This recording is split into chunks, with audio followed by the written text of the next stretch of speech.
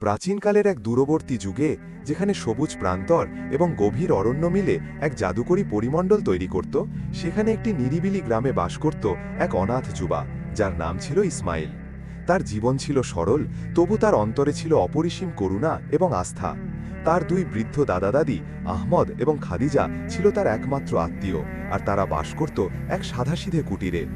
প্রতিদিন ভোরে ইসমাইল তার ভেড়ার দল নিয়ে অরণ্যে চড়াতে যেত, আর সন্ধ্যায় প্রত্যাবর্তন করলে তার দাদি তাকে সাধারণ আহার দিত, রুটি এবং চিজ। দারিদ্র্যের মধ্যেও ইসমাইল আল্লাহর প্রতি কৃতজ্ঞতা প্রকাশ করত এবং তার বিশ্বাসী কুকুরের পাশে কোনায় শুয়ে বিশ্রাম নিত। তার নির্মলতা এবং সদয় মনোভাবের জন্য গ্রামবাসীরা তাকে অত্যন্ত স্নেহ করত।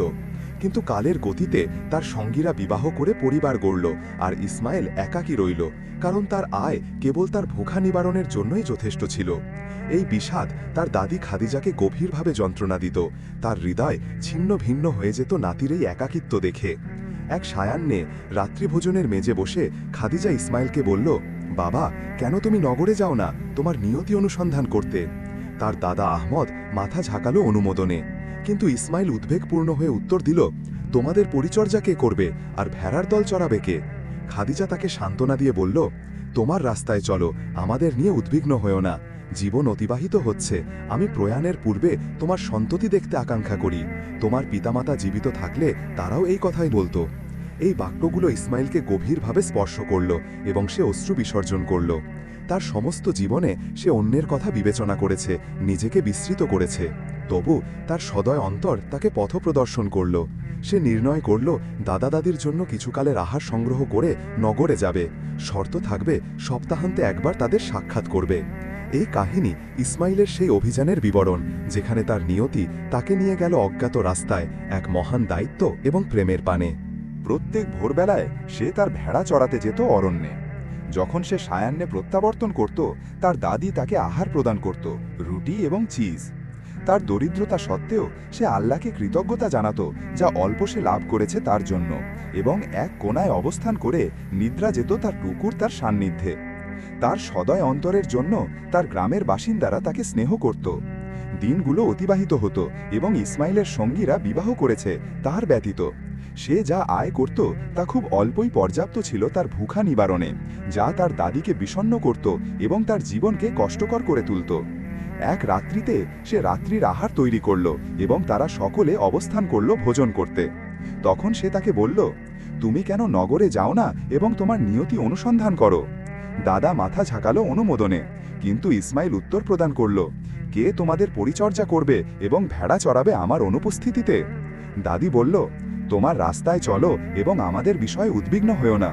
জীবন অতিক্রম করছে এবং আমি তোমার সন্ততি দেখতে চাই প্রয়াণের পূর্বে। যদি তোমার পিতামাতা জীবিত থাকতো, তারা তোমাকে একই বাক্য বলতো। এই বাক্যগুলো ইসমাইলকে প্রভাবিত করল এবং সে অশ্রুপাত করল। তার সমগ্র জীবনে সে অন্যদের বিবেচনা করেছে এবং নিজেকে বিস্মৃত করেছে, কিন্তু তার সদয় অন্তর তাকে প্রেরণা যোগাচ্ছিল।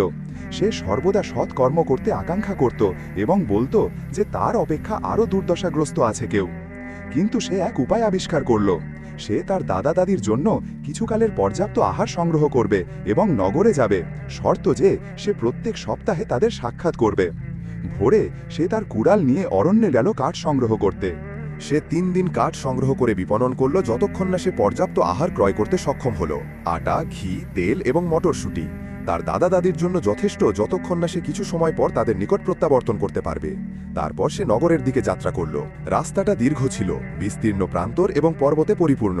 ঘণ্টার পর ঘণ্টা পদচারণার পর সে এক বৃদ্ধা মহিলার সম্মুখে এলো, যে এক লঘু নদী অতিক্রম করার প্রয়াস করছিল এক বিশাল ঝুড়ি নিয়ে, কিন্তু জলটা প্রবল ছিল এবং প্রায় তাকে বহন করে নিয়ে যাচ্ছিল। ইসমাইল তার নিকট গেল, তাকে সম্ভাষণ করল এবং সহায়তার প্রস্তাব করল। সে সম্মত হল, তাকে কৃতজ্ঞতা প্রকাশ করল এবং ঝুড়িটা তার দিকে প্রসারিত করল।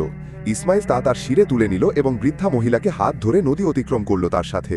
সে তার ঝুড়ি গ্রহণ করতে চাইল, কিন্তু যুবকটি তার কর্ম সমাপ্ত করা ব্যতীত কিছু করতে অস্বীকৃতি জানালো এবং তাকে যেখানে যেতে চায় সেখানে পৌঁছে দেওয়া। কিন্তু বৃদ্ধা মহিলার কোনো বিকল্প ছিল না গ্রহণ করা ব্যতীত। অবশেষে সে এক জরাজীর্ণ কুটিরে পৌঁছালো। বৃদ্ধা মহিলা তাকে বলল, আমাকে তোমার সৎকর্মের জন্য প্রতি প্রতিদান দিতে হবে। তুমি দরিদ্র প্রতীয়মান হচ্ছ, কিন্তু তুমি আত্মায় সমৃদ্ধ। ইসমাইল তার বাক্যে বিস্মিত হল এবং স্বয়ংকে প্রশ্ন করল কোন প্রতিদানের কথা সে বলছে, যখন সেই জীর্ণ কুটিরে বাস করে। যেন বৃদ্ধা মহিলা তার মনে কি চলছে তা অনুধাবন করেছে এবং উত্তর প্রদান করল, ধন চলে যায়, কিন্তু আমি যা তোমাকে প্রদান করছি তা তোমার জীবন পরিবর্তন করবে। তবে তোমাকে সহিষ্ণু হতে হবে, আমার বাক্য শ্রবণ করতে হবে এবং তা অক্ষরানুসারে প্রয়োগ করতে হবে, এবং তুমি এমন মহান সৎফল লাভ করবে যা তুমি কখনো স্বপ্নেও চিন্তা করনি। শ্রবণ করো, তুমি আমার মতো এক বৃদ্ধা মহিলাকে বিশ্বাস করতে নাও পারো। এই পরিস্থিতিতে তোমার অধিকার আছে 100 সোনার দিনার নিয়ে প্রস্থান করা তোমার পকেটে। তারপর সে তার পকেট থেকে তার গোপনীয় থলে বের করল এবং তার সম্মুখে ঝাঁকালো। এটা এক বিপুল অঙ্কের ধন ছিল যা সে তার সমগ্র জীবনে কখনো অর্জন করেনি। এটা পর্যাপ্ত ছিল 2টি গাভী ক্রয়ের জন্য। কিন্তু সে কিছুক্ষণ বিবেচনা করল এবং বলল, আমি যা তুমি নির্দেশ করবে তা সম্পাদন করব। বৃদ্ধা মহিলা উত্তর প্রদান করল, বিষয়টা তুচ্ছ করে দেখো না, এটা এক গম্ভীর বিষয় এবং এটা শুধু তোমাকে নয়, এই রাজ্যকেও আবদ্ধ করে। ইসমাইল বিস্মিত হল এবং তার দাড়ি আঁচড়াল এবং বলল, আমি কেবল এক দরিদ্র পশুপালক, তাহলে এ সকলের সাথে আমার কি সংযোগ? বৃদ্ধা মহিলা হাসল এবং উত্তর দিল, আমি তোমার জন্য এত বছর ধরে প্রতীক্ষা করছি ইসমাইল। নক্ষত্রগুলো আমাকে তোমার আজকের আগমনের কথা জানিয়েছে এবং আমি তোমার বীরত্ব স্বয়ং পরীক্ষা করতে চেয়েছি। যুবকটি আরও বিস্মিত হল এবং প্রশ্ন করল, তুমি আমার নাম কিভাবে জানলে? সে উত্তর দিল, এই ভূমিতে এক মহান দুর্যোগ ঘটবে এবং তুমি একমাত্র যে তা নিবারণ করতে সক্ষম। ভবিষ্যৎবাণী বলে যে এক সদয় অন্তরের এবং পবিত্র আত্মার যুবা দূরবর্তী স্থান থেকে আসবে এবং নগর জয় করবে। আমি ছিলাম শেষ পুরোহিতিনী যে এক নিষ্ঠুর দুষ্ট জাদুকরের অনুসরণ থেকে পলায়ন করেছে, এবং এটা কেবল আরম্ভ। এবং যদি সে বিজয়ী হয়, এই রাজ্যে কোনো সুন্দর জিনিস অবশিষ্ট থাকবে না। গাছগুলো মৃত্যুবরণ করবে, বিজ্ঞান এবং কলা বিচ্ছিন্ন হবে এবং অন্ধকার সকল কিছু আবৃত করবে। ইসমাইল বলল, যদি তুমি যা বললে তা সত্য হয়, তাহলে কেন তুমি সুলতানের নিকট যাও না? কারণ সে তার রাজ্য সুরক্ষিত করার জন্য সবচেয়ে যোগ্য ব্যক্তি। বৃদ্ধা মহিলা উত্তর দিল, তুমি কিছুই অবগত ন যা ঘটছে। সুলতান 2 মাস পূর্বে প্রয়াত হয়েছে। কেবল এক লঘু কন্যা রেখে গেছে যার নাম ফাতিমা, যে 16 বছরের।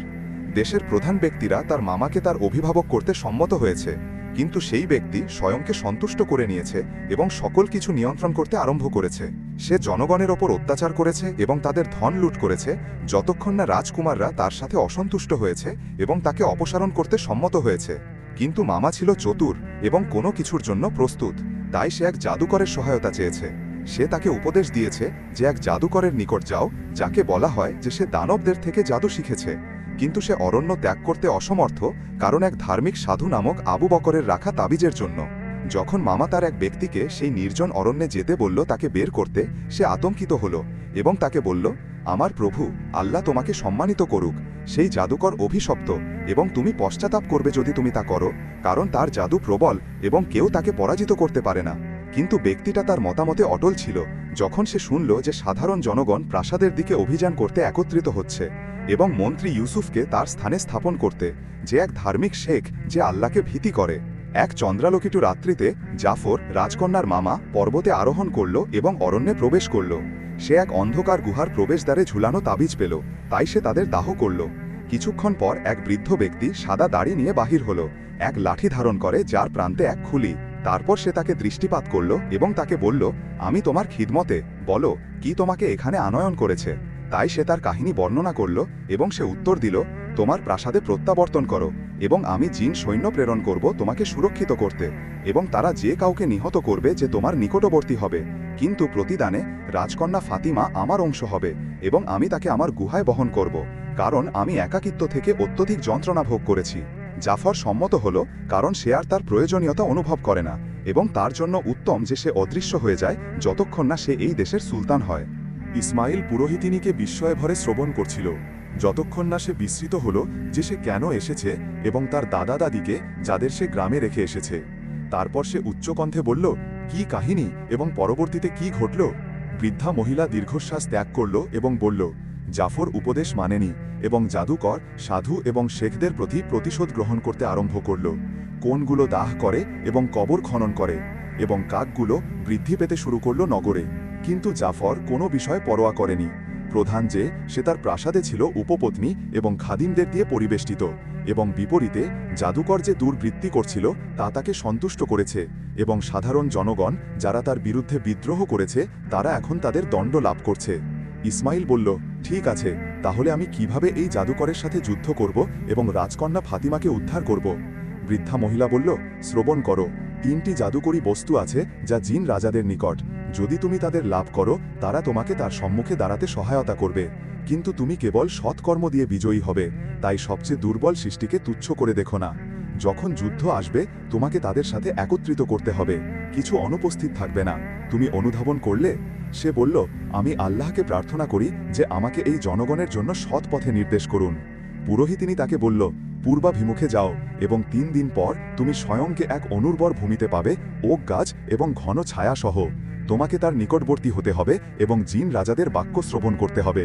তারা বছরে একবার মিলিত হয় স্বয়ংদের মধ্যে অহংকার করতে। তুমি যা প্রত্যক্ষ করবে তাতে আতঙ্কিত হইও না। আল্লাহকে প্রশংসা করো এবং আল্লাহর নিকট ক্ষমা প্রার্থনা করো এবং একটি শব্দও উচ্চারণ করো না, যাই ঘটুক না কেন। কেউ কখনো প্রবেশ করে জীবিত প্রস্থান করেনি। এবং যখন তুমি সেই 3টি বস্তু একত্রিত করবে, তোমাকে নগরে যেতে হবে এবং গ্রামগুলোর চারপাশে জাদু প্রসার বন্ধ করতে এবং ভূমি এবং জনগণকে উদ্ধার করতে, এবং তারপর রাজকন্যা গুহা থেকে বাহির হবে এবং তার সাথে বিবাহ করবে এবং বিষাক্ত বাদুরদের সতর্কতা অবলম্বন করো। কিন্তু জাদুকর আত্মসমর্পণ করবে না এবং তার চারপাশে দুর্বৃত্ত শক্তি একত্রিত করবে। এবং যদি তুমি বিজয়ী হও, রাজ্যের জনগণ তোমাকে তাদের ওপর সুলতান নিয়োগ করবে।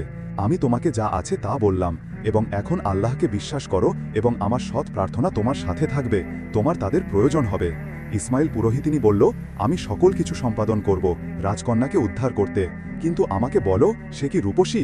বৃদ্ধা মহিলা হাসল এবং উত্তর দিল, যদি তুমি তার নয়নে দৃষ্টিপাত করো, তুমি তার জন্য জগতের সাথে যুদ্ধ করবে। ইসমাইল হাসল এবং স্বয়ংকে বলল, আমি বিষণ্ণ অনুভব করতাম যখন আমি আমার সঙ্গীদের সাথে বিচরণ করতে যেতাম, কারণ তাদের রূপসী পত্নী ছিল আমার ব্যতীত। কতটা আমি এই ঘৃণজনক অনুভূতি থেকে যন্ত্রণা ভোগ করেছি। তারপর সে উঠল এবং বলল, কেউ নিরাপদ অনুভব করে না। যদি আমার সাথে কোনো দুর্ঘটনা ঘটে, আমি আকাঙ্ক্ষা করি তুমি আমার দাদা এবং দাদির পরিচর্যা করবে, যারা এমন এমন গ্রামে বাস করে। বৃদ্ধা মহিলা উত্তর দিল, আমি জানি তারা কোথায় এবং আমি তাদের মাংস এবং ফল প্রদান করব, তাই নিশ্চিন্ত হও এবং কেবল তোমার কার্য নিয়ে বিবেচনা করো। ইসমাইল তাকে বিদায় জানালো এবং যে রাস্তা সে তাকে নির্দেশ করেছে সেই রাস্তায় চলল। সে বিবেচনা করতে আরম্ভ করল যা তার সাথে ঘটেছে এবং বিস্মিত হল, এই বৃদ্ধা মহিলা কি আমাকে আমার চূড়ান্ত নিয়তির দিকে নিয়ে যাবে?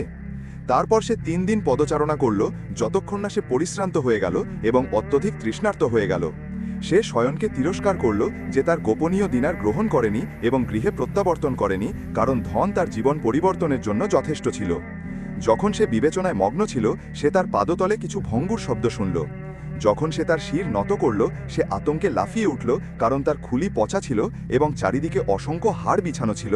তাই সে গিলে ফেলল আরিকা এবং অকস্মাৎ সে ভূত প্রত্যক্ষ করল চলমান, এবং তাদের কেউ মস্তকহীন বা বাহুহীন।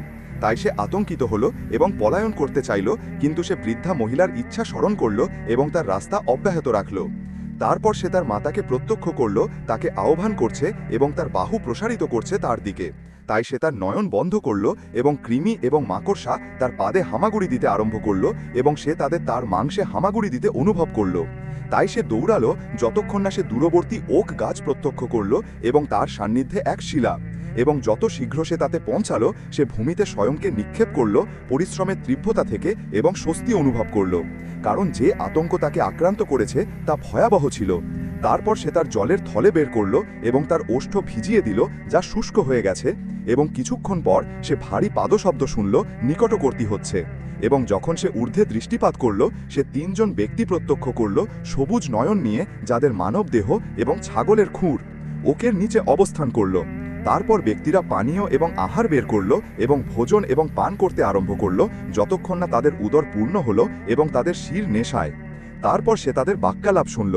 তাই প্রথমটি বলল, আমি তোমাদের দুজনের অপেক্ষা প্রবল, কারণ আমার নিকট মুকুটের মণি আছে, যা কীট পতঙ্গ, দূরদৃষ্টি এবং জাদু দূরীভূত করে, এবং তার জন্য কৃতজ্ঞতা আমি তোমাদের জাদুকে ভীতি করি না, এবং এটা এক ঈগলের নীড়ে অবস্থিত চকচকে পর্বতের শিখরে।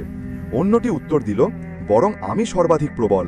আমার নিকট এক চাদর আছে, যে কেউ তা দিয়ে স্বয়ংকে আবৃত করলে দৃষ্টি থেকে অদৃশ্য হয়ে যাবে এবং তোমার মণি চুরি করবে, যা নীল হ্রদের মধ্যস্থলে এক বাক্সের ভিতরে। তৃতীয়টি হাসল এবং বলল, আমার জন্য কেই আমাকে পরাজিত করতে সক্ষম হবে না, কারণ আমার নিকট গম আছে, যার কানে 1000 দানা আছে। তোমরা সকলে ক্ষুধা জানো আমার ব্যতীত, যা এক অগাধ কূপে। যখন মধ্যরাত্রি হলো তারা তাদের কর্মে গেল এবং পরবর্তী বছর মিলিত হতে সম্মত হলো। তারপর ইসমাইল উঠল এবং চকচকে পর্বতের দিকে যাত্রা করল। এটা দূরবর্তী ছিল এবং কেউ তার শিখরে আরোহণ করতে পারেনি। যখন সে পদচারণা করছিল সে এক ঘোড়া প্রত্যক্ষ করল চড়ছে। সে বিস্মিত হলো যে এই জীবটি তাকাকি কি করছে। সে ডানে এবং বামে দৃষ্টিপাত করল কিন্তু কাউকে প্রত্যক্ষ করল না। তাই সে বলল, আমি এটা ধার গ্রহণ করব এবং প্রতিদানে আমি তোমাকে আহার এবং জলের এক থলে রেখে যাব। যদি এর স্বামী থাকে সে জানবে যে আমি এটা প্রত্যার্পণ করব তার নিকট। যখন সে এটা আরোহণ করতে যাচ্ছিল ঘোড়াটি বলল, তুমি পরীক্ষায় উত্তীর্ণ হয়েছ এবং আমি তোমার প্রভিষক রক্ষা করতে সম্মত হয়েছি যাতে জনগণ তোমার বিষয়ে দুর্ভাবনা না করে। এখন তোমার থলে গ্রহণ করো, কারণ যাত্রা দীর্ঘ। ইসমাইল স্বয়ংকে বলল, এটা বিচিত্র, কবে থেকে জীবগুলো বাক্যালাপ করে এবং কেন বৃদ্ধা মহিলা আমাকে এ বিষয়ে জানায়নি। ঘোড়াটি দ্রুত গতিতে চলল এবং 7 দিন পর সে এক পর্বতে পৌঁছালো যার শিখর মেঘের সাথে সংঘর্ষ করে এবং ঘোড়াটি সংকীর্ণ পথে আরোহণ করল যতক্ষণ না এক উচ্চ বৃক্ষে পৌঁছালো যাতে এক বিশাল নীর। ইসমাইল সহজভাবে তা আরোহণ করল। তারপর নীরের অভ্যন্তরে দৃষ্টিপাত করল এবং এক লাল মণি প্রত্যক্ষ করল ঈগলের ছানাদের সাথে। তাই সে তা গ্রহণ করল। যত শীঘ্র সে নেমেছে তত শীঘ্র সে এক ঈগলকে তার শিরের ওপর উঠতে প্রত্যক্ষ করল। যখন সে তার ছানাদের নিদ্রিত এবং সুস্থ প্রত্যক্ষ করল সে নীরে নেমে এলো এবং তাদের তার পক্ষের নিচে আবৃত করল। ঘোড়াটি বলল, সে সৎকর্ম করেছে এবং তোমাকে পুনরায় এবার উদ্ধার করেছে। চলো নীল হ্রদে যাই, এটা এখান থেকে দূরবর্তী নয়। 3 দিন পর ইসমাইল এক বিস্তৃত হ্রদে পৌঁছালো, 3টি উচ্চ পর্বত দিয়ে পরিবেষ্টিত। যখন সে তা প্রত্যক্ষ করল সে জানল কেন তারা তাকে নীল হ্রদ বলে, কারণ এটা আকাশের অপেক্ষা স্বচ্ছ ছিল এবং তার জল শিশিরের বিন্দুর মতো। যুবকটি বিবেচনা করল কিভাবে সে নিম্নে বাক্সটা অনুসন্ধান করবে। ঘোড়াটি তাকে বলল, আমি একটি মাছকে জিজ্ঞাসা করব এবং সে আমাদের সত্য বলবে। ইসমাইল উত্তর দিল, তুমি তার মতো এক মাছ হতে হবে তার ভাষা অনুধাবন করতে। ঘোড়াটি উত্তর দিল, তোমার জন্য বিষাদ, তুমি কি বিবেচনা করো আমি কেবল আরোহণের উপযোগী জীব? আমি জানি যে আমি অরণ্যের পুরোহিতিনীদের খিদমতে ছিলাম এবং তারা কোমল সৃষ্টি যারা প্রকৃতিকে সুরক্ষিত করে এবং যারা তার সৌন্দর্য বিনাশ করে তাদের দণ্ড দেয়। তারা প্রাচীন যুগ থেকে বিদ্যমান এবং আমরা নবীদের মধ্য দিয়ে জীবন অতিবাহিত করেছি এবং রাজ্য এবং দেশের উত্থান যতক্ষণ না সেই ঘৃণ্য জাদুকর এসেছে এবং আমাদের উপর এক বিচিত্র রোগ প্রেরণ করেছে যা আমাদের অরণ্য বিনাশ করেছে এবং অধিকাংশ পুরোহিতিনী প্রয়াত হয়েছে এবং কেবল এক বৃদ্ধা মহিলা জীবিত রয়েছে। সে আমার পৃষ্ঠে আরোহণ করেছে এবং আমি তার সাথে পলায়ন করেছি। তারপর সে আমাকে তোমাকে সহায়তা করতে বলেছে এবং যখন আমি তোমাকে পরীক্ষা করেছি আমি নিশ্চিত হয়েছি যে তুমি উদ্দিষ্ট ব্যক্তি যা তাদের গ্রন্থে ভবিষ্যদ্বাণী বলেছে। ইসমাইল শ্রবণ করছিল এবং বিষাদ অনুভব করছিল, কারণ সেও প্রকৃতিকে স্নেহ করে এবং তার দিন অতিবাহিত করে প্রান্তরে তার ভেড়া চড়িয়ে। তারপর সে বলল, দৃষ্টিপাত করো, সেখানে মাছের এক সমূহ মাথা বের করে জল থেকে। ঘোড়াটি বলল, শান্তি তোমাদের উপর, কত অন্ধকার তোমরা এই ভোরে। তারা তার দিকে বিস্ময় ভরে ঘুরল এবং তাকে বলল, তুমি কি ভূমি থেকে নাকি সমুদ্র থেকে? সে উত্তর দিল, এটা প্রধান নয়, কিন্তু তোমাদের কেউ কি হ্রদের নিম্নে এক রূপার বাক্স প্রত্যক্ষ করেছে? মাছগুলো বলল, হ্যাঁ, এটা রানীর প্রাসাদের সামগ্রীর অংশ এবং তার জন্য দুরূহ তোমাকে তা প্রদান করা। তারপর সে তাদের জাদুকরের কাহিনী বর্ণনা করল এবং যে তাদের পালা হবে যদি তারা তাদের সহায়তা না করে। তারা বলল, আমরা রানীকে জানাবো এবং সে নির্ণয় করবে। তারপর তারা জলে ডুব দিল। কিছুক্ষণ পর রানী ঊর্ধ্বে উঠল এবং তার পশ্চাতে এক বিশাল কাঁকড়া বাক্সটা তার পৃষ্ঠে বহন করে। রানী বলল, এটা তোমার অনুসন্ধানিত বাক্স, হয়তো যা এতে বিদ্যমান তা তোমাকে তোমার উদ্দেশ্য অর্জনে সহায়তা করবে। ইসমাইল বাক্সটা গ্রহণ করল এবং উন্মুক্ত করল। এতে এক দীর্ঘ চাদর ছিল যা প্রাচীন হয়ে হলুদ হয়ে গেছে। যখন সে তা পরিধান করল সে দৃষ্টি থেকে অদৃশ্য হয়ে গেল। ঘোড়াটি হাঁক দিল এবং বলল, সমাপ্ত, আমরা এখন জাদুকরের বিরুদ্ধে যুদ্ধ আরম্ভ করতে পারি এবং তারপর হাজার বীজের কান অনুসন্ধান করতে। ইসমাইল বলল, আমি অনুধাবন করি না এটা কি উপকারে আসবে। তারা তাদের রাস্তায় চলল যতক্ষণ না তারা নগরের নিকটবর্তী হল এবং বিনাশ প্রত্যক্ষ করল। সবুজ বৃক্ষগুলো শুষ্ক কাণ্ডে পরিণত হয়েছে, ফুলগুলো মৃত্যুবরণ করেছে এবং কালো ধুলো ঘরগুলো আবৃত করেছে। তারা একটি ব্যক্তি, জীব বা এমনকি পক্ষী প্রত্যক্ষ করেনি।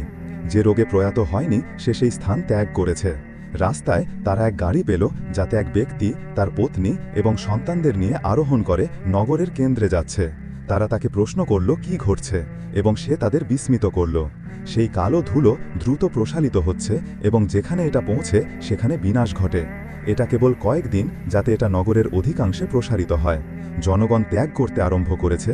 ইসমাইল অস্থির হল এবং বলল, যদি আমরা কিছু না করি পুরোহিতিনীর বাক্য সত্য হবে এবং রাজ্য অন্ধকারে অদৃশ্য হয়ে যাবে। আমি মণিকে সুরক্ষিত করতে কি করব? সে বিবেচনা করতে থাকল, তারপর বলল, বসন্তে বায়ু ফুলের পরাগকণায় প্রবাহিত হয়, তাই তারা উড়ে যায় এবং সর্বত্র পতিত হয়ে জীবন প্রদান করে, এবং আমি সেই মণিকে চূর্ণ করব যাতে বায়ু তা বহন করে এবং সহজে নগর জুড়ে প্রসারিত হয়। ঘোড়াটি বলল, কি ধারণা যা কারও মনে উদ্ভূত হবে না। ইসমাইল এক মুষল নিয়ে এলো এবং মণিকে চূর্ণ করল। যতক্ষণ না এটা সাদা ধুলোয় রূপান্তরিত হলো, তারপর এক থলে স্থাপন করল। যখন বায়ু প্রবাহিত হলো, সে থলে উন্মুক্ত করল এবং এটাকে বায়ুতে শূন্য করল।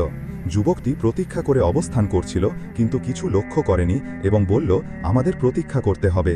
জাদু প্রবল এখন। চলো জাদুকরের গুহায়, কারণ সকলে রাজকন্যা ফাতিমা দেখতে উৎসুক। আমি বিস্মিত যে সে সুস্থ আছে কিনা।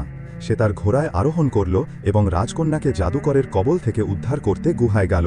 যখন সে গুহায় পৌঁছালো, সে ঘোড়াকে বলল, তুমি কোলাহল সৃষ্টি করবে, এবং যখন জাদুকর বাহির হবে আমি অভ্যন্তরে প্রবেশ করব এবং রাজকন্যাকে উদ্ধার করব। আমি আশা করি এই চাদর আমাকে দৃষ্টি থেকে গোপন রাখতে পর্যাপ্ত হবে, অন্যথায় আমি বিনাশপ্রাপ্ত হব। ঘোড়াটি বলল, আমি প্রয়াস করব তাকে যতদূর সম্ভব দূরে রাখতে। প্রধান যে, তুমি বিলম্ব করো না। জাদুকর মেজের চারপাশে অবস্থান করছিল এবং তার সম্মুখে রাজকন্যা ফাতিমা ছিল, যে তার পাত্রে আহার ঘোরাচ্ছিল কিছু না ভোজন করে। দুর্বলতা এবং ক্ষয় তার মুখমণ্ডলে প্রকাশিত হয়েছিল এবং সে পলায়ন করতে অসমর্থ ছিল, কারণ ছাদ থেকে ঝুলানো বাদুরগুলো তাকে পর্যবেক্ষণ করছিল এবং তাকে প্রস্থানে বাধা দিচ্ছিল। অকস্মাৎ জাদুকর গুহার প্রান্তে এক শিলার আঘাত শুনল।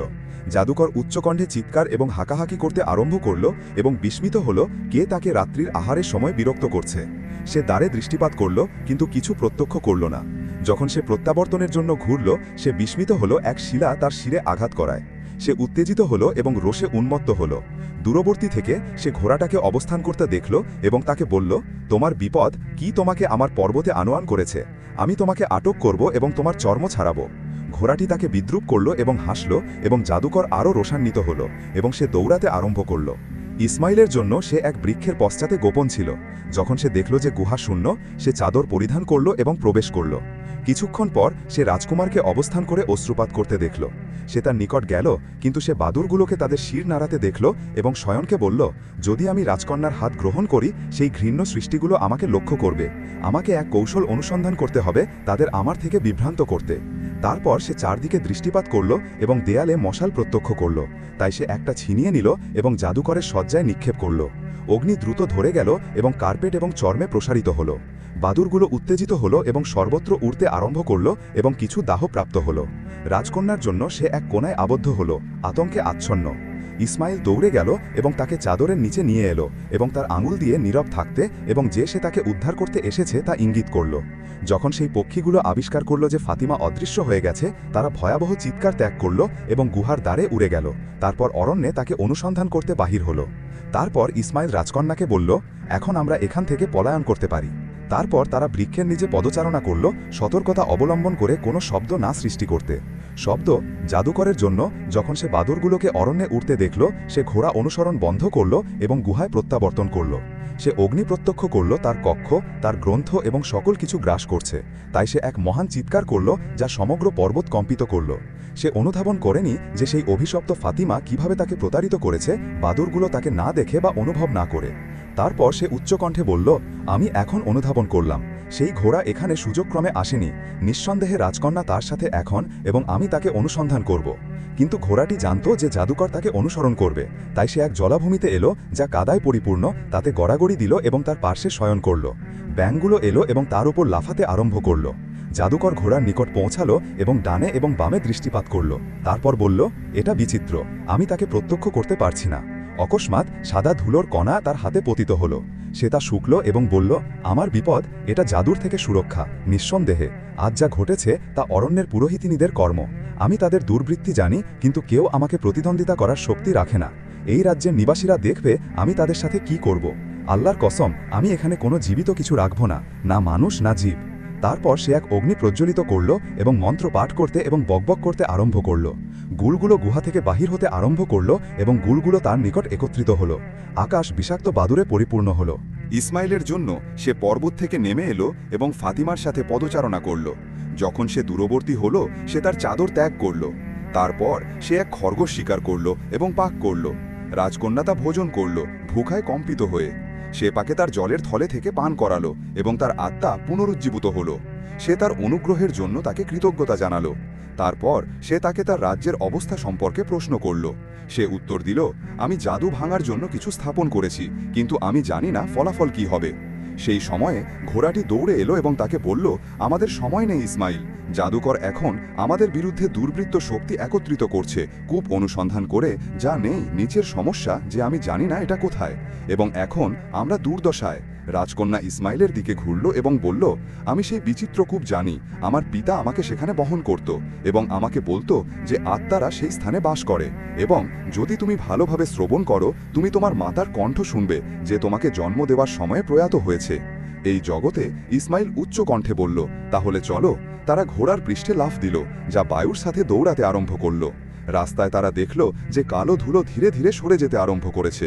বিনাশ রেখে ফাতিমা আনন্দিত হল এবং যুবককে বলল, তুমি সফল হয়েছ ইসমাইল, এবং সকল কিছু সমাপ্ত হলে আমরা বৃক্ষ এবং ফুল পুনরায় রোপণ করব। সে তার হাত গ্রহণ করল এবং তার কপালে চুম্বন করল। লজ্জার রক্তিমা তার ওপর প্রকাশিত হল। ঘোড়ার জন্য এটা এক দীর্ঘ হাঁক থাক করল এবং তাদের মধ্যে প্রেমে সন্তুষ্ট হল, এবং রাজ্যের প্রয়োজন সেই প্রবল এবং সত্য অনুভূতি যা দুর্বৃত্ত মোকাবিলা করতে এবং স্বয়ংকে সংশোধন করতে ঘণ্টার পর তারা এক বিশাল গর্তে পৌঁছাল। যখন ইসমাইল তাতে দৃষ্টিপাত করল, সে কিছু দেখল না, কিন্তু পিচ অন্ধকার। তাই সে বলল, কেউ নিম্নে যেতে পারে না, না মানুষ না জিন। ফাতিমা তাকে প্রশ্ন করল, তুমি এখানে কি অনুসন্ধান করছো? তারপর সে তাকে 1000 দানার গমের কান সম্পর্কে বলল এবং যে সে জানে না কেন এটা উপকারী। সে উত্তর দিল, দূরে যাও এবং আমাকে একাকী রাখো। তারপর সে অশ্রুপাত করতে আরম্ভ করল এবং তার মাতাকে আহ্বান করতে, এবং তার অশ্রু প্রচুর পরিমাণে কূপে পতিত হল। কিছুক্ষণ পর সে এক ফটফটানি শুনল এবং এক সাদা পায়রা বাহির হলো এবং বলল, স্বাগতম আমার কন্যা, আমি তোমার মা। আমি তোমার অশ্রু শুনেছি, তাই তোমাকে দেখতে এসেছি। ফাতিমা পায়রাটাকে গ্রহণ করল এবং তার কোলে স্থাপন করল এবং বিচ্ছেদের যন্ত্রণা সম্পর্কে অভিযোগ করল। তারপর পায়রাটা ইসমাইলের দিকে দৃষ্টিপাত করল এবং তাকে বলল, সেই যুবক সাহসী এবং মহান, এবং আমার অন্তর তোমার বিষয়ে নিশ্চিন্ত হবে তার সাথে, যদিও আমি মৃত্যুর জগতে। ফাতিমা উত্তর দিল, হ্যাঁ আমার মা, কিন্তু আমার তোমার অন্য কিছুর জন্য প্রয়োজন। তার মা তাকে প্রশ্ন করল, কি সেটা আমার কন্যা? কন্যাটি উত্তর দিল, আমি 1000 দানার গমের কান অনুসন্ধান করছি। সে বলল, হ্যাঁ আমি জানি এটা কোথায়, প্রতীক্ষা করো কিছুক্ষণ। পায়রাটা কূপে নেমে গেল এবং কিছুক্ষণ পর এটা পুনর উঠল এবং তার ঠোঁটে এক সোনালি গমের কান। তারপর এটা বলল, আমি এখন প্রস্থান করব, কারণ আমার অন্তর তোমার বিষয় নিশ্চিন্ত। তারপর এটা কূপে ডুব দিল। ঘোড়াটি বলল, আমি জানি যে এই বিষয়টা বিষাদজনক, কিন্তু না, তাদের রাজ্যে প্রত্যাবর্তন করতে হবে যাতে তোমরা বিবাহ করতে পারো এবং ইসমাইল যুদ্ধের নেতৃত্ব দিতে পারো। জনগণ তাদের পর্বত থেকে আমাদের দিকে হামাগুড়ি দিচ্ছে দীর্ঘ অভিযানের পর। তারা রাজ্যে পৌঁছালো এবং জনগণ তাদের ড্রাম এবং উলুলু দিয়ে স্বাগত জানালো এবং চিৎকার এবং আল্লাহকে প্রশংসা করতে আরম্ভ করল। তারপর এক শেখ এলো এবং তার বিবাহের চুক্তি লিখল। তারপর ফাতিমা জনগণের সম্মুখে বক্তা হিসাবে দাঁড়ালো এবং আল্লাহকে কৃতজ্ঞতা জানালো। তারপর সে বলল, জেনে রাখো যে আমরা জাদুকরের বিরুদ্ধে এক যুদ্ধ জিতেছি এবং রোগ এবং বিনাশ আমাদের চারপাশে বন্ধ করেছি, কিন্তু যুদ্ধ সমাপ্ত হয়নি এবং সেই অভিশপ্ত তার বিদ্রোহী এবং গুলদের সেনা নিয়ে আসছে। তাহলে কে আমার সাথে আসবে? সকল জনগণ উচ্চ কণ্ঠে বলল, আমরা তোমার সাথে, পুরুষ, বালক এবং বৃদ্ধ। তারপর সকলে প্রাসাদের দিকে পদচারণা করল এবং তাদের সংখ্যা বৃদ্ধি পেল এবং তাদের হাতে মশাল, ধর্মীয় স্থান এবং লাঠি। জাফর ফাতিমা এবং শেখদের নেতৃত্বে বিশাল সমাবেশের কথা শুনল, তাই সে দ্বার বন্ধ করার নির্দেশ দিল এবং প্রাসাদের অন্ধকূপে অবস্থিত জিন সৈন্যদের আহ্বান করার। কিন্তু এক সাহসী নেতা যার নাম আলী বলল, আমাদের রাজ্য আজ ঐক্যের প্রয়োজন। আমরা দেখেছি কি ঘটেছে আমাদের দেশে জাফরের আনুগত্যের জন্য, এবং সে কেবল স্বয়ংকে বিবেচনা করে এবং বিনাশ এবং মৃত্যুর রাজ্যের উপর সুলতান হওয়া নিয়ে উদ্বিগ্ন নয়। আমি রাজকন্যা ফাতিমাকে আনুগত্য প্রদানের সিদ্ধান্ত নিয়েছি এবং সাধারণ জনগণের সাথে যোগদান করা যারা তাদের নারী এবং সন্তানদের জন্য যুদ্ধ করছে। সৈন্যরা বলল, হ্যাঁ আলী। তারপর তারা অন্ধকূপে তড়িৎ গেল, তাতে তেল ঢেলে দিল, অগ্নি প্রজ্বলিত করল এবং জিন সৈন্যদের প্রবেশদ্বার অবরুদ্ধ করল। তাদের চিৎকার উঠল এবং তারা দাহপ্রাপ্ত হল। তারপর আলী সিংহাসন কক্ষে গেল এবং জাফর তাকে তার অবস্থানে রাখতে অনুরোধ করল। তারপর জাফর তার জন্য ধনের বাক্স উন্মুক্ত করল, কিন্তু সে তা তার মুখে নিক্ষেপ করল। সুলতান রোশে তার রক্ষকদের ইঙ্গিত করল তাকে সুরক্ষিত করতে, কিন্তু কেউ স্থানান্তরিত হলো না। আলীর লোকেরা তার উপর ঝাঁপিয়ে পড়ল এবং তার দাড়ি ধরে টেনে নিল যখন সে সহায়তার জন্য অশ্রুপাত করছিল। তারা তাকে তার সোনাসহ জানালা থেকে নিক্ষেপ করল। সে ভূমিতে পতিত হলো, তার পাঁজর ভঙ্গুর হলো। তারপর সৈন্যরা প্রাসাদ থেকে বাহির হলো, তাদের তরোয়াল এবং বর্ষা নাড়াতে নাড়াতে এবং গান করতে, রাজকন্যা ফাতিমা জিন্দাবাদ। রাজকন্যা ফাতিমার জন্য নগরে চিৎকার তীব্র হলো যখন সে জাদুকরের মোকাবিলার একমাত্র আশা হয়ে উঠল। জনগণ তার নিকট যাওয়ার পূর্বে, গ্রাম বিনাশ করা এবং ক্ষেত দাহ করার পূর্বে তাকে বাহির করে নেওয়ার প্রস্তুতি আরম্ভ করল। কমান্ডার আলী বলল, মতামত হলো তাদের এক উপত্যকায় অ্যাম্বুশ ছিল, কিন্তু ইসমাইল তাকে উত্তর দিল এবং বলল যে এটা সহায়তা করবে না, কারণ বাদুরগুলো তাকে আমাদের অবস্থান শিক্ষা দেবে। সমাধান হলো এক বিশাল খাদ খনন করা এবং তার শাখা দিয়ে আবৃত করা এবং তীর এবং মশাল প্রস্তুত করা। যখন তারা এক বিস্তৃত সমভূমিতে পৌঁছালো, তারা খনন আরম্ভ করল। কয়েক ঘন্টা পর সকল কিছু প্রস্তুত ছিল। সে বলল, যে কেউ অতিক্রম করবে, আমরা তাকে আমাদের হাতের অস্ত্র দিয়ে আঘাত করব। কিছুক্ষণ পর জনগণ দূর থেকে ড্রামের আঘাত শুনল এবং তারা উচ্চ স্বরে এবং বধিরকারী, তাই আতঙ্ক প্রসারিত হল এবং অকস্মাৎ এক ঝাঁক বাদুর সৈন্য এবং সাধারণ জনগণের উপর আক্রমণ করল এবং তাদের মাংস কামড়াল এবং কেউ তাদের প্রতিরোধ করতে সক্ষম হল না। ঘোড়াটি ইসমাইলকে বলল, এটা কেবল জাদুকরের অগ্রভাগ এবং এটা আমাদের বিনাশ করেছে। তাহলে যদি তাদের সম্পূর্ণ সেনা আসে, আমাদের অনুধাবন করতে হবে আমরা গমের কান দিয়ে কি করব। এটা সুযোগ নয় যে পুরোহিতিনী তোমাকে তা আনতে বলেছে। প্রয়াস করো স্মরণ করতে, সে কি তোমাকে কিছু বলেছে? ইসমাইল তার কপালে হাত রাখল এবং তারপর বলল, সে দুর্বলকে তুচ্ছ করে না দেখার কথা বলেছে। ঘোড়াটি উচ্চ কণ্ঠে বলল, অবশ্যই, চলো পিপিলিকা রানী এবং কীটপতঙ্গের নিকট যাই এবং তাদের আমাদের সাথে যোগদানের অনুরোধ করি, কারণ এক মশা সিংহের নয়নে রক্ত বের করবে। ইসমাইল বাহির হলো এবং মরুভূমিতে পদচারণা করল। সর্বত্র ঘুরে ফিরে সে এক বিশাল পিপিলিকা কলোনির সম্মুখে থামল এবং তাদের আহার অনুসন্ধান করতে দেখল, কারণ জাদুকর তাদের আহার সংগ্রহের ভূমি নষ্ট করেছে। তারপর জাদুকরী ঘোড়া, যে জীব এবং কীটপতঙ্গের ভাষা জানে, তাদের সাথে বাক্যালাপ করল এবং বলল যে সে তাদের রানী দেখতে আকাঙ্ক্ষা করে। তারা তার বিশাল গঠনসহ বাক্যালাপের ক্ষমতায় বিস্মৃত হল। কিছুক্ষণ পর রানী বাহির হল এবং তার কৌতূহল তীব্র ছিল। সে তাকে তার অবস্থা এবং অরণ্যের নিম্ফদের সম্পর্কে বলল, যারা তাকে শিক্ষা দিয়েছে। তাদের জাদু এবং বিপদ মানব রাজ্য এবং এতে যা আছে সকল কিছুকে হুমকি দিচ্ছে। পিপিলিকা রানী ছিল বিজ্ঞা, তাই সে তার শির নত করল এবং বলল, আমাদের আহার স্বল্প হয়ে গেছে এবং আমাদের সকল লোক দীর্ঘ পথ চলমান হয়, যা আমাদের ভুখা নিবারণ করে তা আনয়ন করতে। সে তাকে বলল, যদি আমরা তোমাকে পর্যাপ্ত এবং আরও প্রদান করি। সে উত্তর দিল, আমি পিপিলিকাদের একত্রিত করব এবং তোমার সাথে যুদ্ধে আসব। ইসমাইল তার পকেট থেকে গমের কান গ্রহণ করল এবং তা ঘষল, তাই দানাগুলো ভূমিতে পতিত হলো। তারপর সে জলের থলে উন্মুক্ত করল এবং তাতে জল ঢেলে দিল এবং এটা সেই ক্ষণ থেকে বৃদ্ধি পেতে আরম্ভ করল। পিপিলিকার আনন্দে উচ্চকণ্ঠে বলল। তারপর ঘোড়াটি তার বিটল রানীর নিকট গেল এবং সে তাকে বলল যে পিপিলিকারা তার সাথে ঘাস এবং ফুল ভোজনে প্রতিযোগিতা করে এবং যদি তুমি তাদের আমাদের আহার থেকে দূরে রাখো, আমরা তোমার সাথে আসব। তাই সে তাদের অবহিত করল যে পিপিলিকাদের এখন গম আছে, তাই সে তার সাথে আসার প্রতিশ্রুতি দিল। তারপর সে মৌমাছি রানীর নিকট গেল এবং সে তাকে বলল যে বিটলগুলো বুনো ফুল ভোজন করে এবং আমরা স্বয়ংদের জন্য এক অংশ রক্ষা করতে চাই। পিপিলিকারা তাদের বলল, গম তাদের জন্য, বিটলদের ঘাস এবং তোমরা ফুল।